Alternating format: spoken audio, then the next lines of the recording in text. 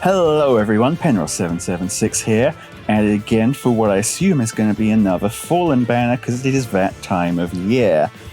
Who is going to replace Fallen Edelgard? We'll find out. Two things I notice here. One, that's Lilith. They've made an evil Lilith.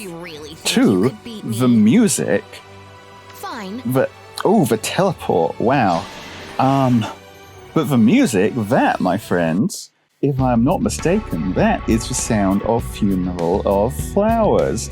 That is what we in the trade call Three Houses music.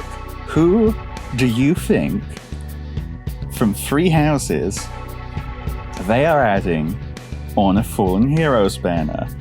I think I have a pretty good idea. We'll see if I'm right or not. I'm saying now Immaculate One. This, however, this is not the Immaculate One. This is Lilith. She has some sort of weird purple stench coming off her, because that's how you can tell who's evil in this game. They've all got the big purple stink lines, and yeah, Lilith joins that club. She is a red flying dragon, and she is armed with silent power. Despite being supposedly silent, I definitely did just hear her talking, so I'm not really sure we can call that accurate. However, grants speed +3, unit can move to a space within 2 spaces of support partner. At start of turn, if unit is within 3 spaces of support partner, grants null follow-up to unit and that ally for 1 turn. At start of combat, if unit's HP is greater than or equal to 25%, grants attack speed defense +5 during combat, and if foe's range is 2, adaptive damage. So, interesting stuff for a Fallen unit. First things off, a lot of previous Fallen units really wanted to be alone because they're like, ooh, I'm edgy, ooh, I don't have any friends. Fallen Lilith, just like regular Lilith, revolves around having a support partner, and in fact she is kind of power crept regular Lilith in the sense of her teleportation is just absolutely wild within 2 spaces of support partner. But in addition to be able to come in hot as just like this Lilith from downtown, teleport the whole way across the map, support partners here, hi everyone, I'm Lilith, you're dead. She also has, again remarkable for a Fallen unit, this really interesting support skill where she applies the null follow-up status to herself and her support partner. So 1, this is a flying unit with null follow-up. Really good. 2, it's a status. So giving units null follow-up that aren't supposed to have null follow-up is already a thing. There's already a couple of units that can do that, most notably Legendary Byleth. But this is it as a status. Legendary Byleth, if you want to use him as support for, say, a Gale Force team, he has to be standing within 2 spaces of you for his effect to work. Lilith, not so. I mean, she has to be standing within 3 spaces of you at the start of the turn, but then you can run off, go do your own thing down the other end of the map. You still have null follow-up, and then Lilith can come from the opposite corner after that because she has that crazy teleport as well. This is definitely, I think, a really strong enabler for melee Gale Force. Because even on Gale Force units who naturally run null follow-up, they now can free up that B slot for, I don't know, tempo perhaps, or something like that. Now obviously, really strong on offense, cannot be used on your defensive teams because the AI does not get to use support. Sad. So this is an offense-only unit, but hey, that's fine. I can live with that. Although I might have to do a little bit of Gale Force proofing if this is going to become a big thing. Oh well. Special Draconic Aura. Her A slot, attack speed catch 4. So all leaning towards her having a really high attack and speed overall. She gets speed plus 3 in the weapon as well. B slot, dive bomb 3. One of the best offensive slots for flyers. The other options, of course, being the flow skills, but she doesn't need them because, remember, she's giving herself no follow-up. And in the C slot, we have something remarkably new. Speed Smoke 4. Let's read this, shall we? After combat, inflict speed -7 on target and foes within 2 spaces of target through their next actions. That's what Smoke always does. And grants speed +6 and dodge to unit for 1 turn. Oh my. Oh my, I'm having ideas right now. I'm having ideas plural, in fact, because I think there's 2 important things to think of here. Important thing 1. This is a source of dodge that is not infantry locked, right? Previously, if you wanted your dodge skills, your frenzy, your whatever, your vital astra, those are all specifically on your sword, lance, axe, infantry. This is right here, quite obviously, on a flying dragon. And if the inheritance is the same as your smoke 3s, this is something that you can run on any unit. That's right, people. Speed builds for everyone. Or even if it's not for everyone, it's at least going to be for more than just your infantry. And thing 2, this is a C slot source of dodge, meaning it stacks with your B slot frenzy and your special slot vital astra, and if you've got a weapon that has some sort of damage reduction in it as well, guess what? You've just created a big old, ridiculous stack of damage reduction. So for units that can run that, this is going to be a bit silly. Still, I did not expect to see Smoke 4 skills. I like this a lot, actually. I like sometimes previously, Fire Emblem Heroes has gone the realm of giving 4s to skill families that were already popular to make them even more stronger. But I think giving tier 4 skills to skill families that previously unused to make their old fodder suddenly relevant again, that's how it should be, in my personal humble onion. So yeah, call me up when we get a Defiant 4, that'll be the day, huh? Or a Boost 4, yeah, I'd love to see a Boost 4. But Speed Smoke 4 is really interesting, and I wonder what the other Smoke 4s are going to look like as well, because I assume they don't all grant dodge. That'd be a bit weird. Dodge is like specifically a speed-based effect. So yeah, Lilith, all in all, looks like a very strong Gale Force enabler, and a kind of different direction for Fallen units compared to what we've seen previously. Let's check her animations.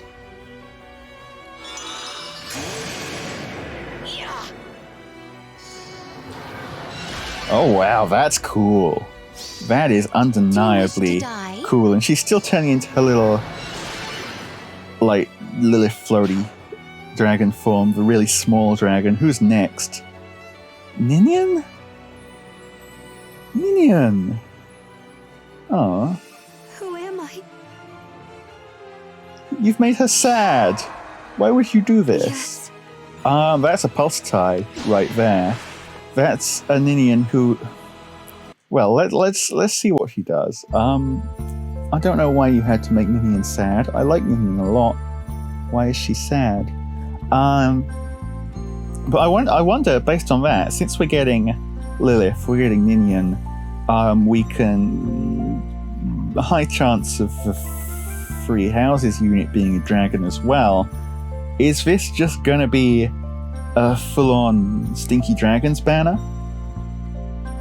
I mean, don't mind if it is. Although, seeing as Halloween has become a dragon banner recently as well, it's going to be a bit weird if we keep getting 2 dragon banners every year.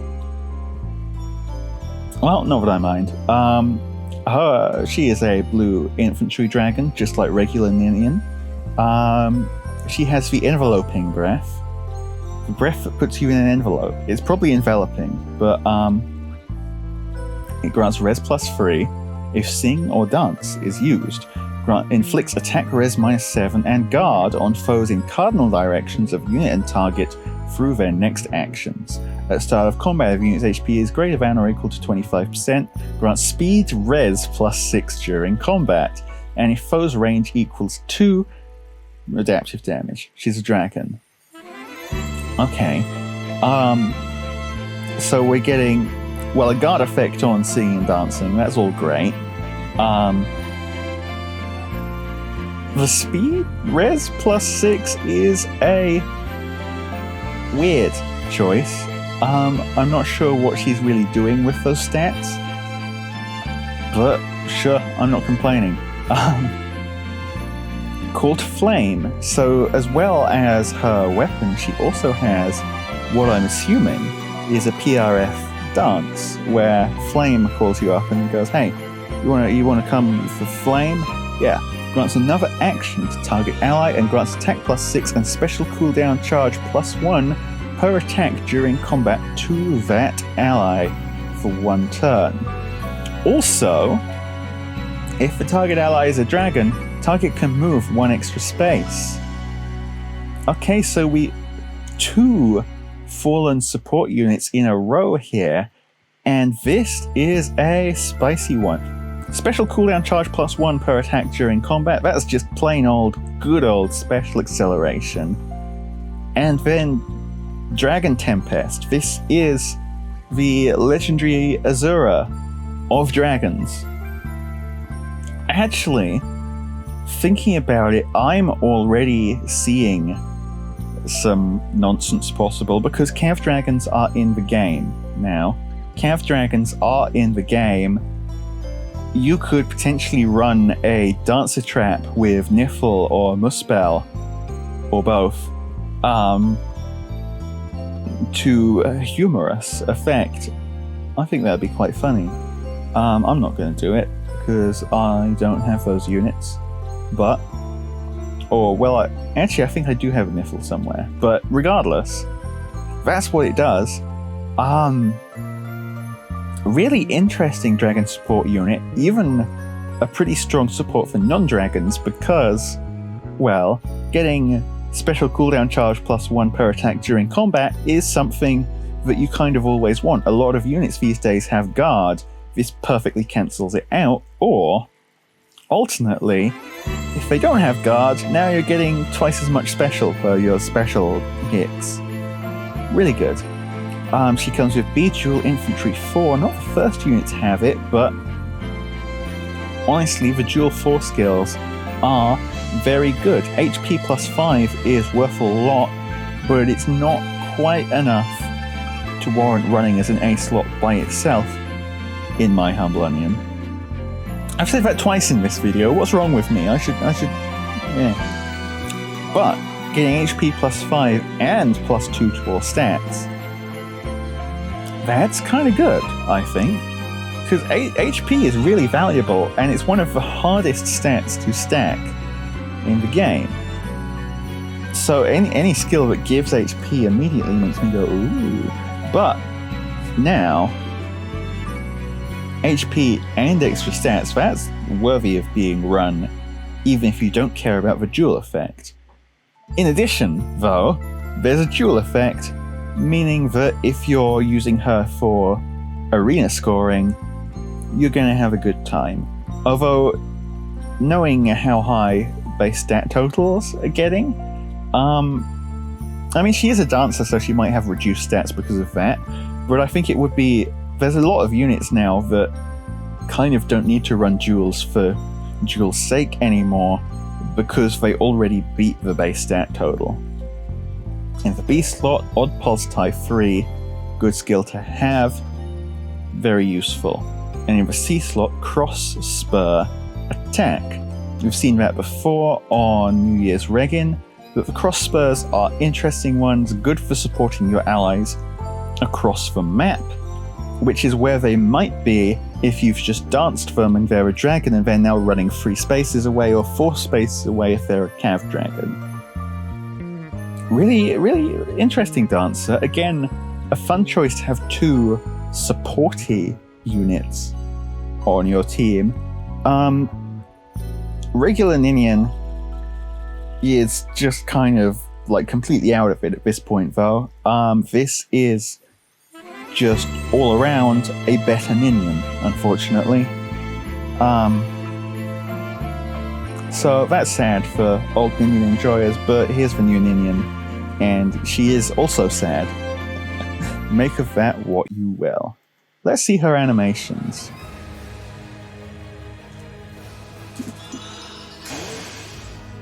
Oh, there's the more standard dragon form. Pretty low attack it looked like there, but that's fine. Gustav! Not a dragon, I don't think. And they changed his title as well. Dread Power of Hell, got it. And he is, as we remember from Gustav, Exsanguinator in the story mode, a ex-cav unit. But they have changed his stuff around since we last saw him. He has different skills now. Notably, his weapon, the Headsman Glitnir. Accelerates special trigger, cooldown count -1. At start of combat, if unit's HP is greater than or equal to 25%, inflicts attack speed defense -5 on foe during combat, grants special cooldown charge +1 per unit, and inflicts special cooldown charge -1 on foe per attack during combat. And also, if foe can counter, or if foe initiates combat, unit makes a guaranteed follow-up attack. This is a pretty dang strong weapon, but I'm going to tell you something funny, alright? I'm going to tell you something very funny. This is a weapon that is pretty much one you've seen before. Where have you seen it before, you may ask? That's right. Eliwood. Or, well, I think it was actually Roy's weapon that Eliwood was borrowing. Roy's Refine. But remember Eliwood? With his special cooldown charge plus for himself, minus on the enemy, a whole bunch of stats, and Eliwood I think had a built-in impact effect, whereas this is a guaranteed follow-up. But aside from that, they're pretty much the same. Well, this has slaying as well. That's definitely worth noting. The slaying effect here is, without a doubt, it is. But Eliwood was strong. Eliwood was really strong, and I think this puts into perspective how, well, ahead of his time Eliwood was as a unit. Let me just check, yeah. This is basically that, but with a slaying effect. So it's better. But you already probably have a pretty good idea of how strong it is. Slaying effect, interestingly enough, means this is probably a better Gale Force unit as well. As for the rest of the slots, Bonfire, nice. Attack, defense, catch, 4. Makes sense. That's what they're putting on all the fancy cavs these days. Attack, defense, near trace, 3. Sure. Trace skill. Yep, we do those. And attack, smoke, 4. We'll have to read this one. After combat, inflicts attack -7 on target and foes within 2 spaces of target through their next actions. It's a smoke skill. Grants defense from res +6 to unit for 1 turn. Okay. And if unit gains foe, cannot make a follow-up attack for 1 turn. Okay, so attack once. You get your stuff. And now you've got full special control, full follow-up control, almost like you're an armoured unit. Neat. And interestingly, it gives defense res +6. That's synergetic with reducing foes' attack. And I guess it makes sense from speed. Reduced their speed gave you your speed. They're having the effects work together. I was thinking from speed it would be reduces their attack, increases your attack. Because that's how they like to do it with the other things, like the menace skills. But no, this is reducing their attack and increasing your defense and res, which is the same as reducing their attack, basically. So I'm guessing defense smoke, res smoke will reduce foes' defense and res appropriately, increase your attack, and give you some sort of offensive bonus effect. Neat. Well, as for Gustav himself, it's nice to see him here. He's been a unit that's been in the game for a while, but hasn't really been used. Oh, to be honest, I was kind of expecting one of the Fafnirs first, because he's, I guess, more fitting for the Fallen banner, and we've got not one, but two unused Fafnirs in the game at the moment, and one of them is even a dragon, if I remember correctly. But no, it's Gustav. That's fine. It can be Gustav. Here he is. Here's Gustav. Also, interesting enough, he looks to be the only unit on the Fallen banners so far who has taken a bath. I'm joking, of course, but his art does not have the same ooh, I'm purple as everyone else. So I appreciate that, and it's nice to have Gustav here, even if he is dead. Let's take a look at what he does and what he sounds like and who he is. Yep, that's him all right. I mean, we've kind of seen the art already, but... You must understand. Yeah, it looks like he's hitting pretty hard there. And, yep, here she is. Oh, that's her arm. Okay. Oh, Rhea. Yep. And that looked like a save skill right there. What's going on here? So, Rhea, interesting. I was thinking they'd go Saros, but no, she's Rhea in this form. Alright. Well, I guess that makes sense.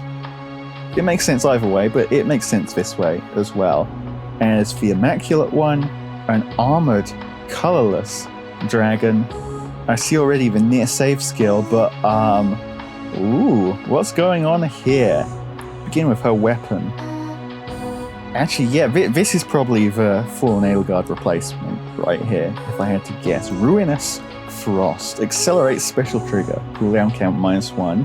If foe initiates combat, or if foe's HP is greater than or equal to 75% at start of combat, grants attack +60 unit, inflicts attack -6 on foe, and unit's first attack deals bonus damage equal to 40% of foe's res during combat.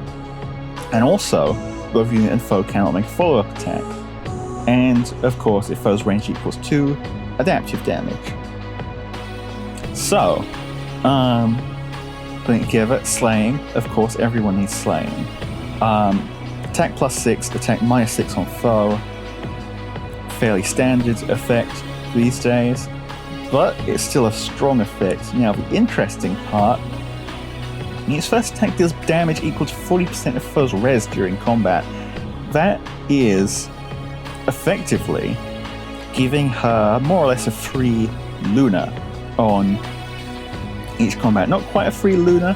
Luna is 50%, this is 40%, but against melee units, pretty much 4/5 of a Luna. Against range units, it gets interesting because it is a Luna-like effect, but she has adaptive damage. So if they have low defense, high res, she's hitting their defense but getting bonus damage from their res, so that's funny. That means she probably makes an interesting fast saver as well, even though, as she is right now, this, my friends, is a near saver. Well, that's fine. That's fixable. Glimmer, of course. Bracing stance free. Cool. yeah, as a near saver, stance 3 is pretty great. She doesn't have any sort of guard effect otherwise, I don't think. So sure, defense, res, guard, love it. In the B slot now, true Dragon Wall. Are you saying our other Dragon Walls were not true? They were fake Dragon Walls? They were I can't say it. If unit's res is greater than foe's res, reduces damage from attacks during combat and from area effect specials by percentage equal to difference between stats times 6, max 60% for this unit's first combat in player phase and enemy phase, and percentage equal to difference between stats times 4, max 40% for unit's second combat or later. If dragon or beast ally is on your team, excluding unit, restore 7 hit points to unit at start of turn and after combat. That, my friends, is interesting. That's okay. To begin with, that's the second dragon in a row after good old Medeus, who has showed up with 60% res-based Dragon Wall damage reduction. This one works kind of differently. It's still entirely a res check, but just a stronger res check for the first combat, and then even after that, you still get 40% damage reduction res check based for the rest of time. Plus, of course, just like Fallen Edelgard, 7 hit points after each combat, but with an interesting support condition. You need a dragon or beast ally somewhere on the team. So, a couple of things. This is looking like a really difficult unit to cut through, because you've got massive amounts of damage reduction.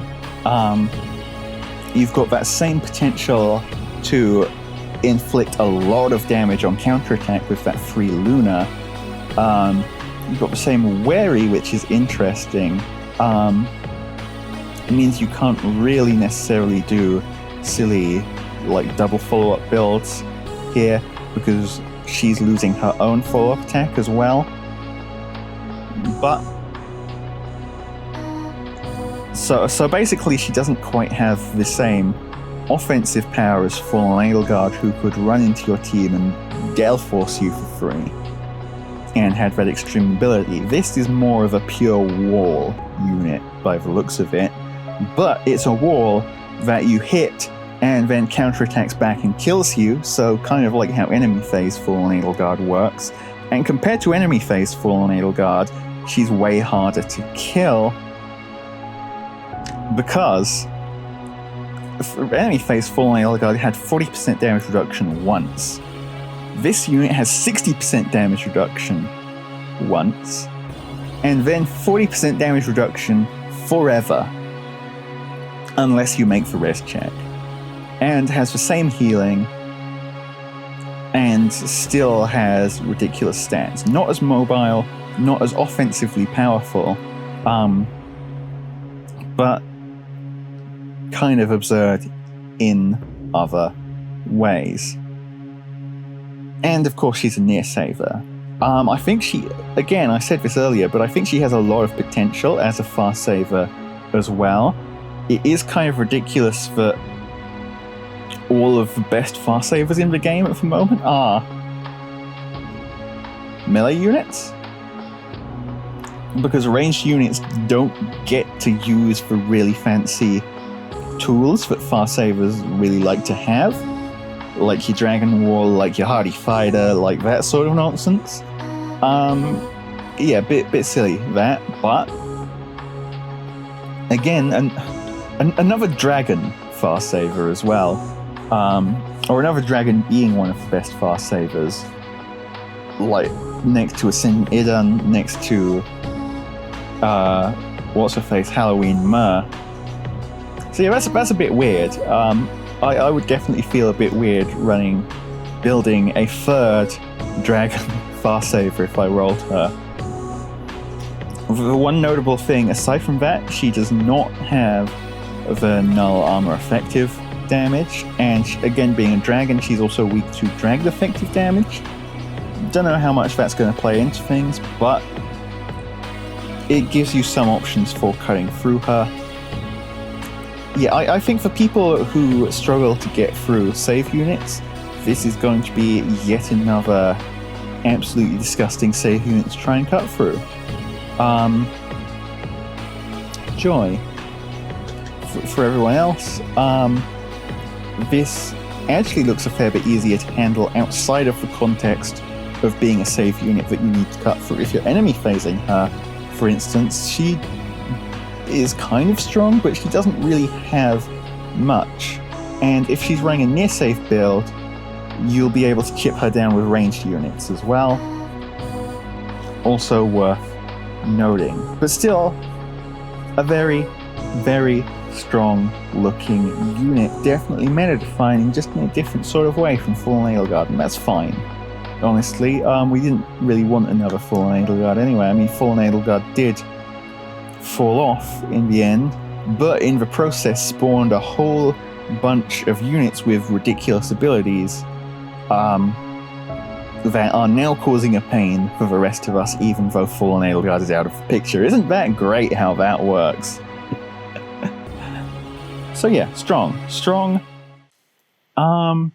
I don't think there's necessarily any must-pull units on this banner. Let's see her animations. Yep, that's the same old Saros Dragon, alright, just a bit more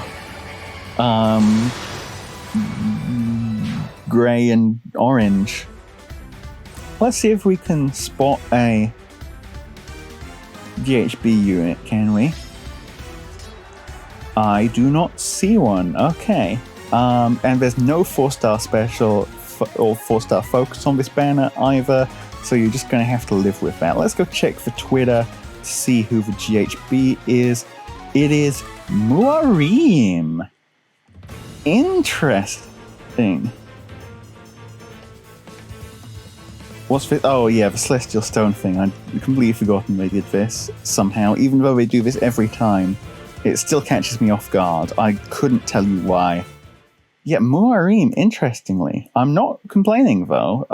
Beast, the good old Lagoo's representation is always nice to have. But, yeah, still surprised. Interested to see what they make of him. I guess we'll see when the banner comes out. But, yeah, I'm not sure if I'm rolling on this banner. One of the things I will take a look at is how Duma's Refine turns out, because if it's good, then I think I would like to pick up a copy of him, please,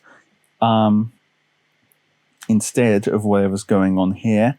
And I guess the other Refines too. The new power banner might be worth looking at, depending on how strong they are. Aside from that, these units are strong. I'm not sure if I need them. They're strong. I don't think I need them. I'll keep telling myself that. But let me know if you guys want them. If you guys are pulling for them. I'd love to hear it. And aside from that, I will see you all next time. Penost out.